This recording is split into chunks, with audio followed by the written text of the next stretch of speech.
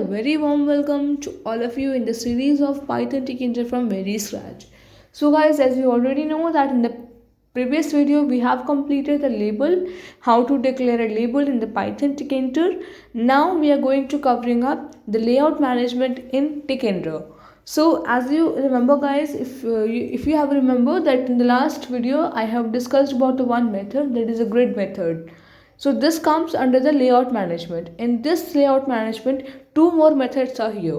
So in this video, we are going to covering up those two methods, that is the place and the pack method. So these two methods are used for the managing the layout of the graphical user interface, that is the GUI, that makes your page more formative and more attractive because it looks like that your all the widgets are aligned perfectly.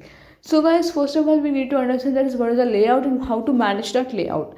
So if we talk about the layout in the terms of Hindi, and if we talk about the terms of engineering, like if we talk about in the terms of architecture, so you can generally understand by this example, if you have to make any kind of a building, if you have to make any kind of a home, then definitely you need some plan, definitely you need some dhacha, you need some map, that this much of area of a square you have given, you have allotted, and now you have to design 5 or 4 rooms under that using this as requirement things.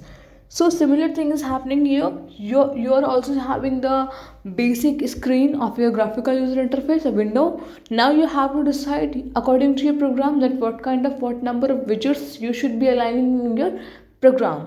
So this is the example of architectural engineering in this Python. If we now declare this thing with the word Microsoft Word, that is a very easy thing that everyone use. Like guys, you all watching the video also being using it on a daily basis.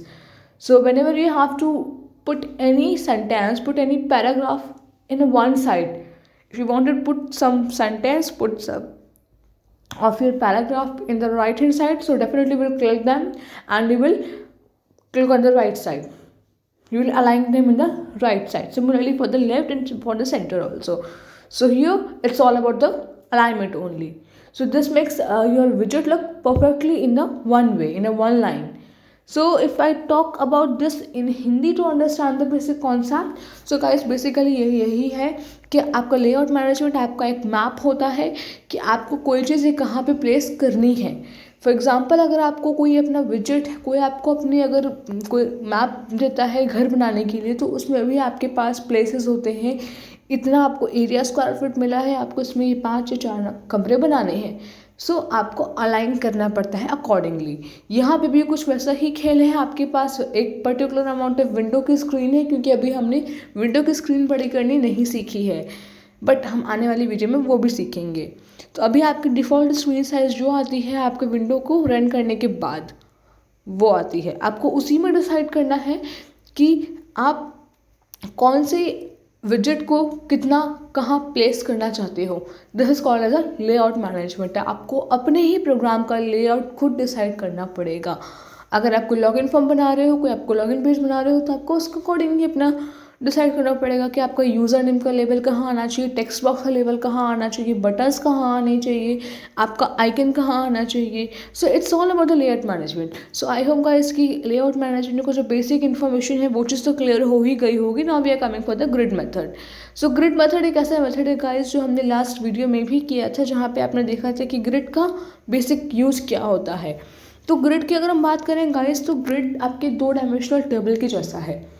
Grid के 2 method होते हैं कि आपने level declare कर दिया, then आपने dot grid parenthesis लगा दिया, तो वो अपने अकॉर्डिंग डिफ़ॉल्ट पोजीशन पे आपको शो कर देगा. तो डिफ़ॉल्ट पोजीशन जो होती है ग्रिड की वो होती है लेफ्ट हैंड साइड.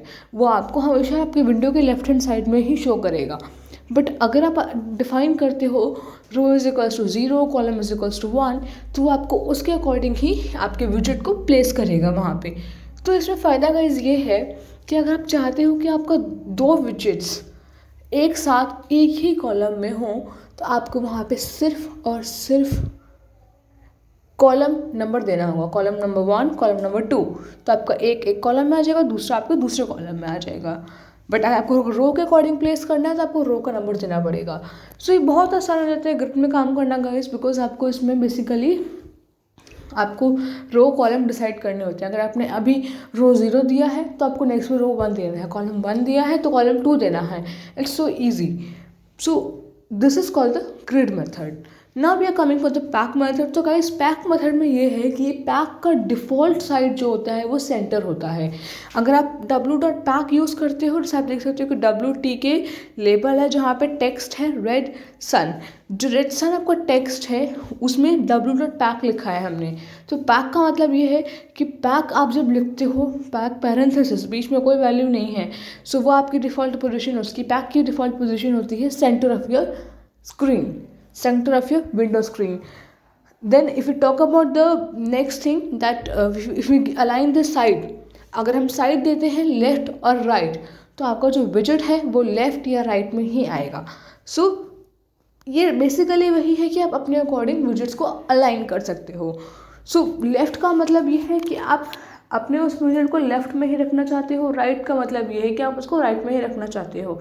सो आपका ये डिफरेंस है पैक और ग्रिड में. But if you talk about the place method, जो प्लेस का मतलब गाइज यहाँ पे ये हो जाता है कि प्लेस में आपके विजेट्स का नंबर ज़्यादा है तो आप उसके अकॉर्डिंग उसी प्रोग्राम में उसी लेवल को डिक्लेयर करते वक्त आप अपनी स्क्रीन का साइज़ इंक्रीज़ कर सकते हो. इसमें कुछ आपके ऐसे एट्रीब्यूट्स आप देख सकते हो like relay, relax, anchor NW. सो जब डॉट प्लेस के बाद हमने लिखा है एंकर NW, इसका मतलब होता है नॉर्थ वेस्ट. जो नॉर्थ वेस्ट साइड होगी आपकी विंडो की, आपको उस तरफ के प्लेस में दिखेगा. बट गाइस अगर मैं आपको जनरली बताऊँ तो I think grid one is a very easiest method, because आपको वहाँ पता है कि अगर आपने एक लेवल के लिए, आपने एक विजेट के लिए अगर रो 0 या रो 1 दिया है, कॉलम 1 दिया है, तो आप नेक्स्ट के लिए क्या देना चाहते हो.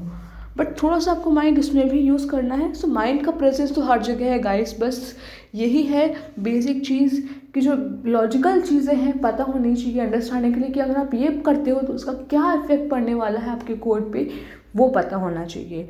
सो गाइस आई होप ये प्लेस मेथड पूरा, grid and the pack method is clear to all of you. If not guys, then please let me know in the between also. You can put your comment so that I can know and I can resolve your issue in the upcoming video. So guys, सबसे important चीज़ यहाँ पे आपकी इस पूरे layout management की ये है कि आप एक विजेट पे काम नहीं करते, आपको बहुत सारे विजेट पे काम करना होता है. ठीक है, आपको कभी कभी अपने प्रोग्राम में बटन को बीच में प्लेस करना पड़ सकता है, तो उसके लिए भी आपको अलाइनमेंट ज़रूरी है. सो गाइस ये बहुत इंपॉर्टेंट था. कुछ क्वेरी हो तो पूछना ज़रूर, बोलना नहीं. Else thank you so much guys. I hope if everything is clear, then we will meet in the next video. So till then, keep watching and keep coding and keep commenting also. Thank you so much guys.